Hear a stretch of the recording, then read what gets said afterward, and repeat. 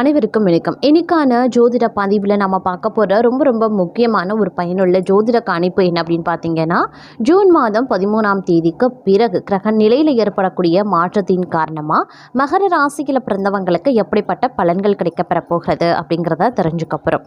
So இந்த பதிவு உங்களுக்கு மிக பயனுள்ள விகிதத்தில் இருக்கும். வீடியோவை ஸ்கிப் பண்ணாமல் கடைசி வரைக்கும் பாருங்கள். வீடியோக்குள்ளே போகிறதுக்கு முன்னாடி இது வரைக்கும் நீங்கள் நம்ம சேனலை சப்ஸ்கிரைப் பண்ணலை அப்படின்னா உடனே சப்ஸ்கிரைப் பண்ணிக்கோங்க. அப்படி பக்கத்தில் இருக்கக்கூடிய நோட்டிஃபிகேஷனுக்கான பெல் பட்டனையும் ப்ரெஸ் பண்ணிக்கோங்க. சரி நேயர்களே, வாங்க வீடியோக்குள்ளே போகலாம். உங்களுக்கு முருகப்பெருமானை ரொம்ப பிடிக்கும், நீங்கள் முருகப்பெருமானினுடைய தீவிர பக்தர் அப்படின்னா ஓம் சரவண பவ அப்படின்ற மந்திரத்தை 3 முறை கமெண்ட் பாக்ஸில் பதிவு பண்ணிவிட்டு தொடர்ந்து ஸ்கிப் பண்ணாமல் இந்த பதிவை பாருங்கள். முருகப்பெருமானினுடைய பரிபூரண அருள் என்றென்றும் உங்களுக்கு கிடைத்திருக்கும்.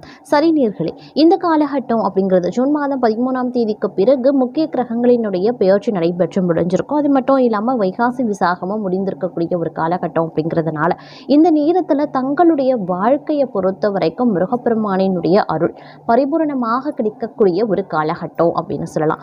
முருகப்பெருமானிடம் நீங்கள் எந்தவித வேண்டுதல்கள் பிரார்த்தனைகள் வைத்தாலும் அது உடனுக்குடன் உங்களுக்கு கிடைக்க பெறுங்க. அது மட்டும் இல்லாமல் உங்களுடைய வாழ்க்கையில் கடந்த காலங்களில் யாரெல்லாம் துன்பப்படுத்தினார்களோ, உங்களை ஏமாற்றினார்களோ, உங்கள் மீது வீண் பழி சுமத்தினார்களோ, உங்களுக்கு பார்த்தீங்க அப்படின்னா உங்களை பற்றி பிறரிடம் புறம் பேசினார்களோ உங்களுக்காக அவர்களை தண்டிக்கக்கூடிய ஒரு காலகட்டம் அப்படின்னு சொல்லலாம். முருகப்பெருமான்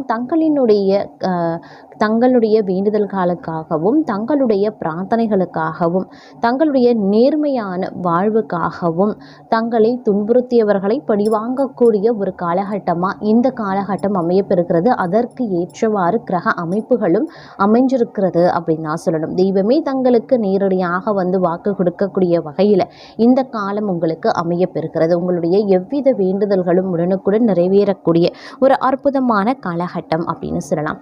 இருந்தாலும் பிற விஷயங்கள் அப்படின்னு வரும் பொழுது மற்ற பொருளாதாரமாகட்டும், இல்லை உங்களுடைய உத்தியோகமாகட்டும், இல்லைன்னா தொழில், வியாபாரம், ஆரோக்கியம், இந்த மாதிரியான விஷயங்களில் வந்து கொஞ்சம் ஏற்றத்தாழ்வுகள் இருக்கும். ஏன்னா அசுப கிரகங்களினுடைய தாக்கம் சில விஷயங்களில் சின்ன இடையூறுகளை ஏற்படுத்த செய்யும். அப்படிங்கிறதுனால நீங்கள் கொஞ்சம் அந்த மாதிரியான விஷயங்களை உஷாராக இருக்கணும். எதிரிகள் வகையில் வந்து முருகப்பெருமான் உங்களுக்கு பக்கபலமாக துணையாக நிற்பார். மற்ற விஷயங்களில் வந்து சில கிரகங்களினுடைய அமைப்பு அப்படிங்கிறது உங்களுக்கு ஒரு புறம் அதிர்ஷ்டத்தை தந்தாலும் மற்றொரு புறம் துரதிர்ஷ்டம் அப்படின்னு பெரிய அளவில் ஏற்படுவதற்கு வாய்ப்புகள் இல்லை. அப்படின்னாலும் சின்ன இடையூறுகள், இடைஞ்சல்கள் போன்ற விஷயங்கள் ஏற்படுவதற்கான வாய்ப்பு இந்த நேரத்தில் வந்து அதிகபட்சமாகவே இருக்கிறது அப்படின்னு சொல்லலாம். அதனால் இந்த காலகட்டத்தை பொறுத்த வரைக்கும் நீங்கள் கொஞ்சம் வந்து உஷாராக இருக்க வேண்டியது வந்து ரொம்ப முக்கியமான ஒன்று அப்படின்னு நாங்கள் சொல்லணும். அது மட்டும் இல்லாமல் இந்த காலகட்டத்தை பொறுத்த வரைக்கும் மற்ற விஷயங்களில் வந்து திட்டமிட்டு நீங்கள் செயல்படுங்க. திட்டமிட்டு நீங்கள் செயல்படக்கூடிய பட்சத்தில் தங்களுடைய வாழ்க்கையில் இது ஒரு அற்புதம் நிறைந்த ஒரு காலகட்டமாக திகழ வாய்ப்புகள் இருக்கப்பெறுகிறது. அதே மாதிரி வந்து ஆரோக்கியம் ரீதியாக சிறப்பாகவே இருக்கும் அப்படின்னு சொல்லலாம். ஆரோக்கியத்தில் ஒரு நல்ல முன்னேற்றம் இருக்கும். நல்ல விஷயங்கள் ஆரோக்கியத்தில் வந்து கடந்த காலத்தில் ரொம்ப துன்பப்பட்டிருந்திருப்பீங்க அப்படின்னு நினைந்தா அந்த பிரச்சனை வந்து மருந்துக்கு வந்து கட்டுப்படும் அப்படின்னு சொல்லலாம். நாளைய நோய் கூட மருந்துக்கு கட்டுப்படும். உங்களுடைய ஆரோக்கியம் இந்த காலகட்டத்தில் சிறப்பாக இருக்கும் அப்படின்னு சொல்லலாம். சில நேரங்களில் பார்த்தோம் அப்படின்னா அசுப கிரகங்களினுடைய தாக்கத்தால் இந்த பருவகால நோய்கள் அப்படின்னு வரும் இல்லையா, அது மட்டும் கொஞ்சம் வந்து டிஸ்டர்ப் பண்ணலாம். ஆனால் அது பெரிய அளவில் தங்களுக்கு பாதிப்பை ஏற்படுத்தாது. சின்னதாக ஒரு தலைவலி, ஃபீவர், காய்ச்சல், இந்த மாதிரியான சின்ன உடல் உபாதைகள் அவ்வப்போது வந்து உடனுக்குடன் அது வந்து சரியாகிடும். அதனால் வந்து பெரிய அளவில் கவலை கொள்ள தேவை கிடையாது. அப்படின்னாலும் நீங்கள் கொஞ்சம் வந்து உங்களுடைய ஆரோக்கியம் ரீதியாக வந்து உஷாராக இருக்க வேண்டியதும் முக்கியமான ஒன்று அப்படின்னு சொல்லலாம்.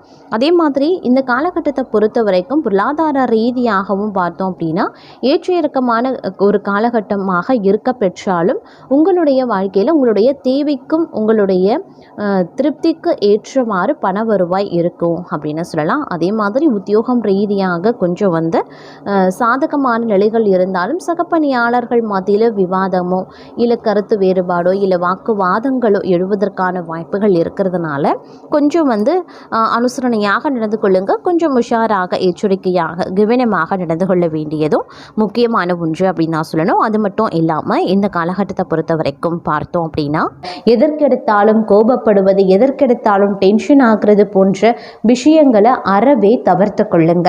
அதே மாதிரி ஏதாவது முக்கிய முடிவு நீங்கள் எடுக்கணும்னு நினைக்கிறீங்க அப்படின்னா கொஞ்சம் தீர ஆலோசனை பண்ணுங்க. 6 போட்டு முடிவெடுங்க.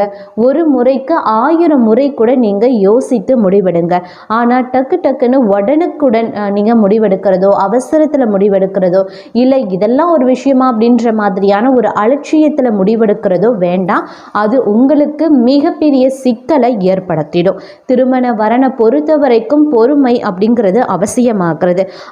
அவசரமாக பெண் பார்க்கறது, மாப்பிள்ளை பார்க்கறதுன்னு பார்த்து தேவையில்லாத பிரச்சனையில் சிக்காதீங்க. அதனால் திருமண முயற்சியில் ஈடுபடுறீங்க அப்படின்னா நிதானமாக இருங்க, பொறுமையாக எல்லாத்தையும் தீர ஆலோசனை பண்ணுங்க. அந்த குடும்பம் சரி வருமா, எல்லா விஷயத்துலையுமே உங்களுக்கு ஏற்றவாறு, உங்களுடைய குடும்பத்திற்கும் உங்களுடைய பிள்ளைகளுக்கும் ஏற்றவாறு அந்த வரன் இருக்க பெறுமா அப்படிங்கிறத 1000 முறை யோசித்த பிறகு திருமண முயற்சிகளில் நீங்கள் ஈடுபடலாம். அதை விட்டுட்டு நீங்கள் வந்து அவசரமாக பெண் கிடைச்சா போதும், மாப்பிள்ளை கிடைச்சா போதும் அப்படின்ற மாதிரி அவசரமாக திருமண முயற்சிகளில் ஈடுபடாதீங்க. அது வந்து எதிர்காலத்தில் வந்து பிரச்சனையை கண்டிப்பாக உண்டு பண்ணும். அதனால் திருமண வாழ்க்கையை பொறுத்த வரைக்கும், திருமண வரனை பொறுத்த வரைக்கும் பொறுமை காப்பது ரொம்ப ரொம்ப அவசியமாகிறது. சிந்தித்து செயல்பட வேண்டியது அதை விட முக்கியமான ஒன்று. அதே மாதிரி உத்தியோகம் அப்படின்னு நம்ம எடுத்துக்கிட்டோம்னா, உத்தியோகத்தில் பலவிதமான எதிர்ப்புகள் உங்களுக்கு இருந்திருக்கும். சக பணியாளர்களே உங்களுக்கு வந்து விரோதிகளாக மாறியிருப்பாங்க. அவர்கள் உங்களை பற்றி குறை சொல்வது, கோல் முற்றுறது, தேவையில்லாத பிரச்சனைகளை உருவாக்குவது அப்படின்னு ஏகப்பட்ட பிரச்சனைகளை வந்து சகப்பணியாளர்கள் மூலமாக பல மகர ராசி அன்பர்கள் வந்து அனுபவித்திருப்பீங்க. அதனால் முடிஞ்ச வரைக்கும் உங்களுடைய குடும்ப விஷயமோ, தனிப்பட்ட விஷயமோ, இல்லை பணியிடம் சார்ந்த ரகசியங்களையோ வந்து சகப்பணியாளர்கள் மத்தியில் நீங்கள் பகிர்ந்து கொள்ள வேண்டாம். அது உங்களையே வந்து பிரச்சனையை இட்டு வந்து விட்டுடும். உங்களுக்கே அது பிரச்சனையாக கொண்டு வந்து விட்டுடும். அதனால் முடிஞ்ச வரைக்கும் சகப்பணியாளர்கள் இடத்துல எந்த அளவுக்கு பேசணும், எந்த விஷயத்தை பகிர்ந்துக்கணுமோ அதை மட்டும் பகிர்ந்து கொள்ளுங்க. தேவையில்லாத விஷயத்தை பற்றி நீங்கள் பேச வேண்டாம்.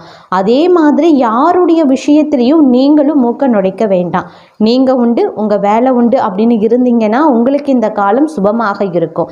சில விஷயங்கள் வந்து உங்களுடைய வாழ்க்கையில் இருந்து வந்த பிரச்சனைகள் ஓரளவுக்கு காணாமல் போவதற்கான வாய்ப்புகளும் இருக்க பெறுகிறதுங்க. அதே மாதிரி இன்னொரு புறம் பார்த்தோம் அப்படின்னா, வீடு சம்பந்தப்பட்ட விஷயங்களில் நீண்ட காலமாக ஒரு சரியான முடிவு எடுக்க முடியாமல் இருந்திருப்பீங்க. ஆனால் இப்போ வந்து கிரகங்களினுடைய அமைப்பு உங்களுக்கு சாதகமாகவும் ஓரளவுக்கு இந்த விஷயங்களில் பலமாக இருக்கிறதுனால பாக பிரிவினைகளை சுமூகமாக பேசி முடிக்கக்கூடிய சூழ்நிலைகள் உண்டாகலாம். தொழில் வியாபாரத்தில் நீங்கள் போட்டிருந்த முதலீடுகள் பார்த்தோம் அப்படின்னா சிறிது கால தாமதத்திற்கு பிறகு உங்களுக்கு வந்து பலன்களையோ அல்லது லாபத்தையோ கொடுக்கலாம். ஆனால் தற்சமயம் வந்து கொஞ்சம் மந்தமாக செல்லும். அப்படிங்கிறதுனால கொஞ்சம் பொறுமையை கையாள வேண்டியது அவசியமாகிறது. அதே மாதிரி பெரிய அளவில் வந்து வாய்ப்புகளோ இல்லை பெரிய அளவில் லாபத்தை ஈட்டக்கூடிய அமைப்புகளோ தற்சமயத்திற்கு கிடையாதுங்க. கொஞ்சம் பொறுமையை காப்பது அவசியமான ஒன்று அப்படின்னு நான் சொல்லணும். அதே சமயம் இந்த காலகட்டத்தில் பொறுத்த வரைக்கும் நிறைய வாய்ப்புகள் தங்களை தேடி வரும். அதை நீங்கள் சரியாக பயன்படுத்தி கொள்ள வேண்டியது அவசியமான ஒன்று அப்படின்னு நான் சொல்லணும். அதே மாதிரி அதிக உழைப்பு, நீண்ட நேர பணிகள் இதெல்லாம் வந்து அடிக்கடி உருவாகலாம். அப்படிங்கிறதுனால அதற்கு ஏற்றவாறு நீங்கள் வந்து திட்டமிட்ட பணிகளை மேற்கொள்ள வேண்டியது அவசியமாகிறது. ஒரு சில நேரங்களில் அதிக உழைப்பு, நீண்ட நேர பணிகள் செய்ய வேண்டியதாக இருக்கக்கூடிய சூழ்நிலையில் உங்களுடைய உடலையும் மனதும் பார்த்தீங்க அப்படின்னா கொஞ்சம் சோர்வாக்கலாம். அதனால் கொஞ்சம் வந்து ஆரோக்கிய விஷயத்திலையும் கவனத்தை செலுத்துங்க. இந்த காலகட்டத்தில் இருந்து வந்த பெரும்பாலான சங்கடங்கள் அப்படிங்கிறது வந்து இந்த 28 நாட்களுக்குள்ளாக கொஞ்சமாக விலகவும் ஆரம்பிச்சிடும். அதே மாதிரி கொஞ்சம் கொஞ்சமாக விலக ஆரம்பிக்கும் அப்படிங்கிறதுனால அது வரைக்கும் நீங்கள் கொஞ்சம் பொறுமையாக இருப்பது அப்படிங்கிறது ரொம்ப ரொம்ப முக்கியமான ஒன்று அப்படின்னு நான் சொல்லணும். எந்த விஷயத்துலையுமே கொஞ்சம் அவசரப்படாமல் நிதானமாக சிந்தித்து செயல்படுவது முக்கியமான ஒரு விஷயம் கூட சொல்லலாங்க. அதே மாதிரி இந்த காலகட்டம் அப்படிங்கிறது உங்களுக்கு பண தேவை சற்று அதிகரிக்கவும் செய்யலாம். ராசிநாதனினுடைய சஞ்சாரம் அப்படிங்கிறது சிலருக்கு இடம் மாற்றத்தையும் உருவாக்கும். ஆடை அணிகலன் வாங்குறதன் மூலமாக செலவினங்களும் உண்டாகலாம். எதிர்பார்த்த பணவரவு ஒரு சிலருக்கு இருக்க பெறலாம். வாகன யோகமும் ஒரு சிலருக்கு அமைய பெறலாம். அதே மாதிரி எதில் கையெழுத்து போடுவதாக இருந்தாலும் அதில் சற்று கவனமாக இருக்க பாருங்க. எழுத்து வகையில் எதிலையுமே சிக்காம கவனமாக இருப்பது அவசியமானது.